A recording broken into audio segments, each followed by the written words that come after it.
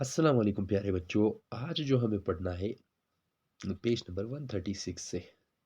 तो इससे पहले हमने अलग अलग ऑर्गेनिज्म के अलग अलग हैबिटेट होते हैं, इस चीज़ को हमने कल तक डिस्कस कर लिया था, जिसमें हमने कहा टेरेस्ट्रियल हैबिटेट वो हैबिटेट होता है जो लैंड पर होता है, यानी जो जगह ज़मीन पर है जहाँ पे लिविंग ऑर्गेनिज्म रहते हैं उन्हें हमने क्या कहा, टेरेस्ट्रियल हैबिटेट कहा। उसके बाद हमारा था इक्वेटिक हैबिटेट। एक्वेटिक हैबिटेट का मतलब वो जगह जहाँ पे लिविंग थिंग्स रहते हैं पानी में, उन्हें हम इक्वेटिक हैबिटेट कहते हैं, यानी पानी में रहने वाले लोग, जानवर या फिर ऑर्गेनिज्म, उनके हैबिटेट को, उनके रहने की जगह को हम एक्वेटिक हैबिटेट कहते हैं। अब वहाँ से ठीक नीचे पेज नंबर 136 के ठीक नीचे हमारे पास एक चीज़ था, एक एक्टिविटी था, CCE एक्टिविटी 10.3। इस एक्टिविटी में हमें क्या करना था, हैबिटेट दिया हुआ है तो उस हैबिटेट में रहने वाले कुछ जानवर के नाम लिखने थे। ठीक है ना। तो पहला हैबिटेट यहाँ पे दिया हुआ है फॉरेस्ट। फॉरेस्ट यानी जंगल। जंगल में क्या रहता है हमें पता है, लॉयन और टाइगर रहता है ना। सारों ने देखा है लॉयन और टाइगर जंगल में ही रहता है। ठीक है। दूसरा हमारा क्या है, दूसरा हमारा है डीजर्ट।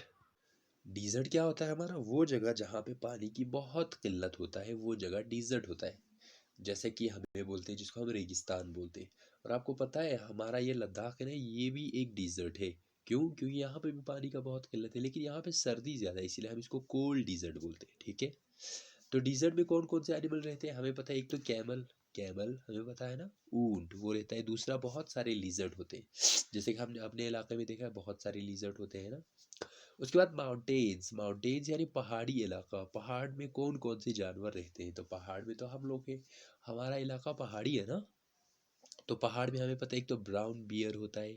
हम अक्सर सुनते हैं ना कि वहाँ पे बियर आ गए हैं हमारे दूसरे गाँव में, तो ब्राउन बियर पहाड़ों में होता है। और उसके अलावा याक होता है। ठीक है, याक तो हम सबको पता है। ओशन में कौन कौन से जानवर रहते हैं हमें पता है। ओशन में जो ऑर्गेनिज्म रहते हैं उनमें एक शार्क होता है, सारों ने देखा होगा शार्क। दूसरा हमारा व्हेल्स। व्हेल्स भी कहाँ पे होता है हमारा, ओशन में होता है। ठीक है। उसके अलावा रिवर में यानी नदी में कौन कौन सा जानवर होता है, तो इसमें एक तो फिश होता है हमारा, दूसरा क्रोकोडाइल होता है ना। मगरमच्छ होता है और बहुत सारी मछलियाँ वहाँ पे होता है। अब इसको आपको कॉपी पे लिखना है, इसके बाद आगे बढ़ते हैं।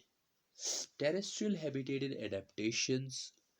हम ये देखेंगे कि टेरेस्ट्रियल हैबिटेट यानी ज़मीन पे जितने सारे रहने की जगह है और वहाँ पे एडेप्टेशन कैसे कैसे, जैसे कि कोई रेगिस्तान में रह रहा है तो रेगिस्तान में बैठने के लिए उन्होंने क्या क्या इंतज़ाम किया हुआ है।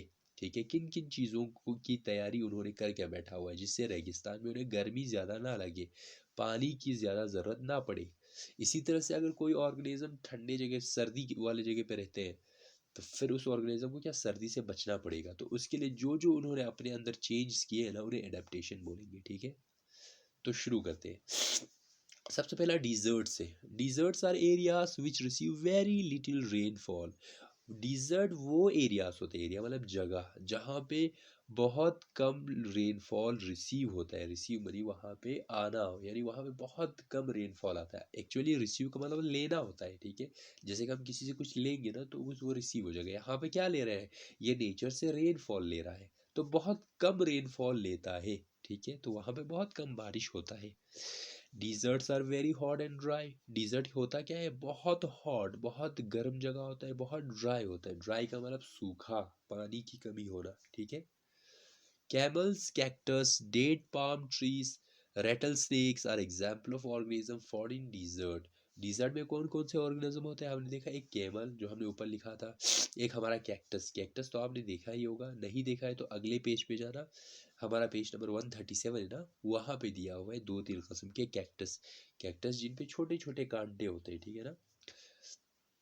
उसके बाद हमारा क्या है, date palm trees. Date palm तो आपको पता होगा, हाँ, जो हमारा होता है ना, इसको क्या बोलते हैं, खजूर।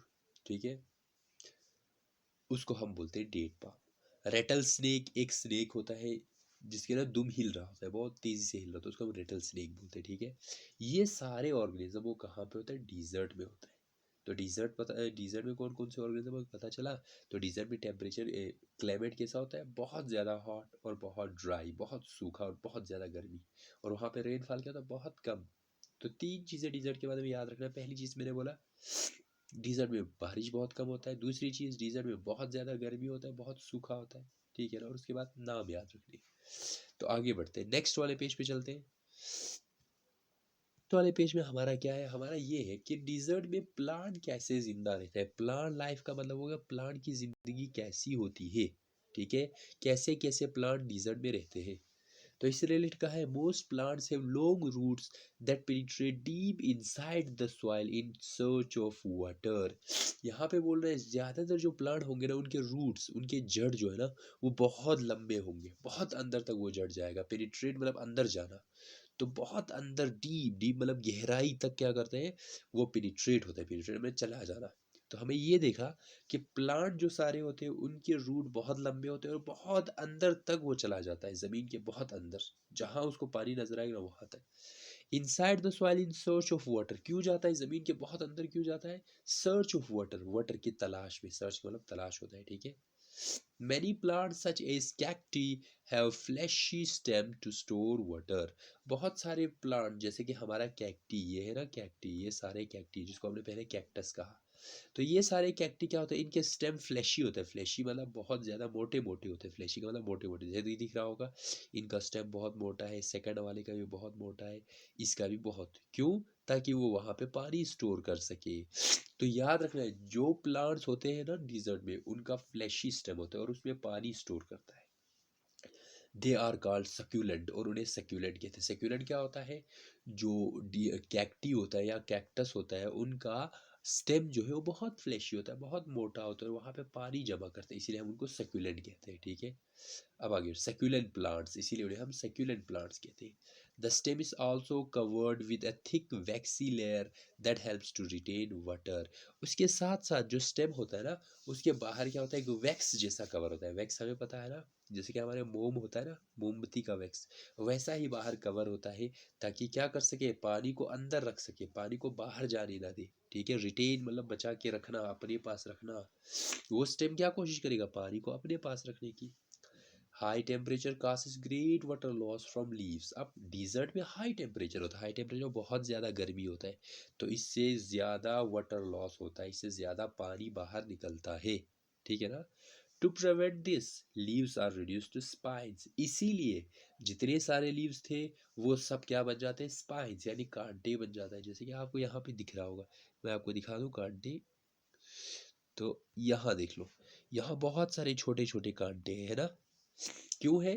क्योंकि लीव्स बड़े होंगे तो वहाँ से पानी बाहर जाएगा, इसीलिए लीव्स को इन्होंने छोटे करके रखे हुए, ताकि पानी बाहर ना जाए, ठीक है।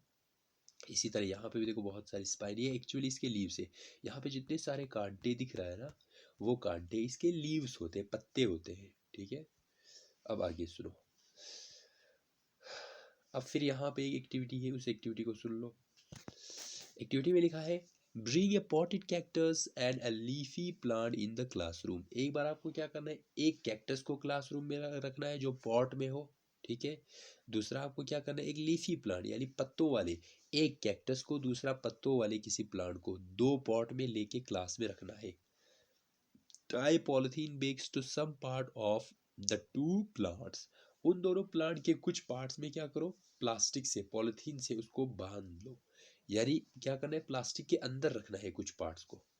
Leave the potted plants in the sun and observe after a few hours. अब आपको क्या करना है, वो जो दो प्लांट है ना, एक कैक्टस, दूसरा लीफ वाले पत्तों वाले प्लांट, दोनों को आपको कहाँ रखना है, धूप में रखना है, और कुछ घंटे तक देखना है, ऑब्जर्व करना है, यानी देखना है।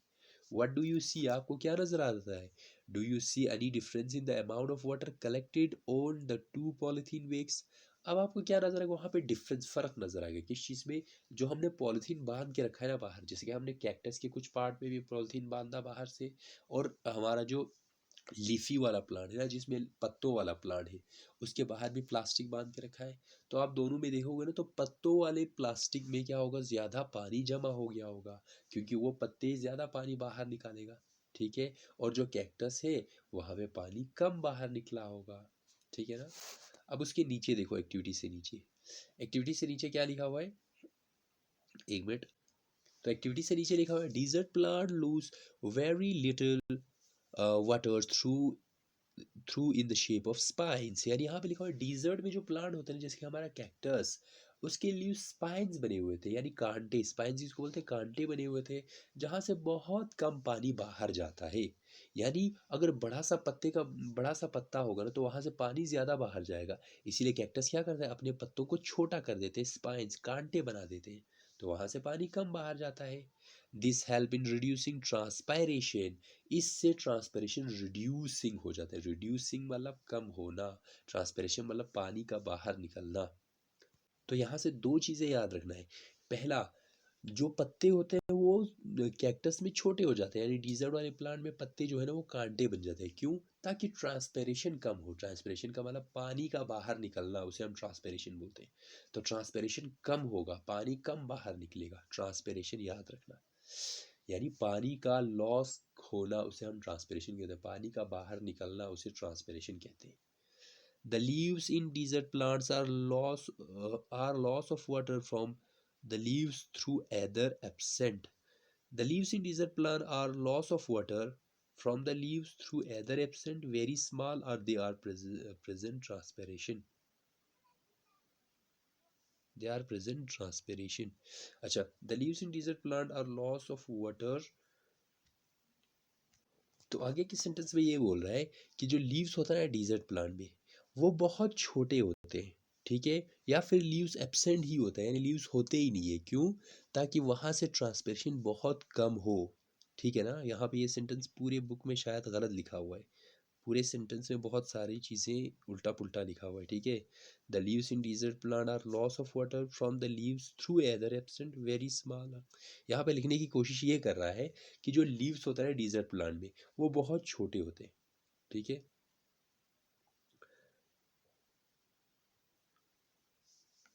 और ऊपर से बोल रहा है यहाँ से ट्रांसपिरेशन बहुत कम होता है, ठीक है। तो इसने थोड़ा सा सेंटेंस उल्टा पुल्टा करके लिखा है, या फिर ये इनको लिखने में थोड़ा गलती हो गया होगा, ठीक है ना।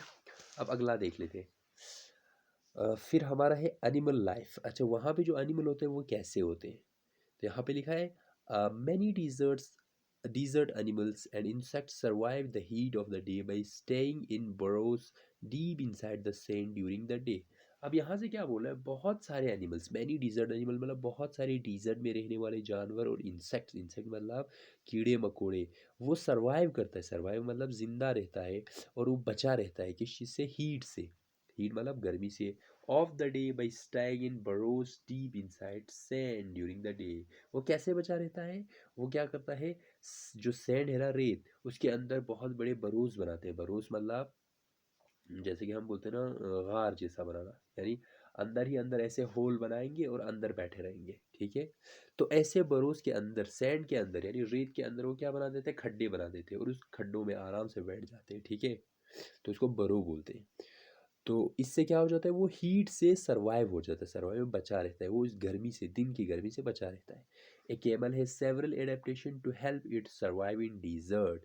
केमल के अंदर बहुत सारे एडेप्टेशंस होते हैं, जिससे वो, बहुत सारे ऐसी चीज़ें होता है जिनसे वो क्या करता है, इस डिजर्ट में सर्वाइव होके रहता है। सर्वाइव मतलब बचा रहता है, ठीक है ना। तो यहाँ पे मैं आज का क्लास रोक देता हूँ।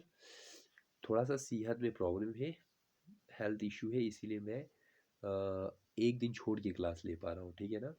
आप इन्हीं क्लास को क्लियरली देखो जब तक मेरा सेहत थोड़ा ठीक हो जाए, फिर हम रेगुलरली क्लास लेंगे, ठीक है ना। बहुत दिनों से आपको ऐसा लग रहा होगा कि सर बहुत कम क्लास ले रहे हैं, ठीक है ना, क्योंकि थोड़ा सा बीमार हूँ, इसलिए क्लास कम ले पा रहा हूँ, ठीक है बेटा।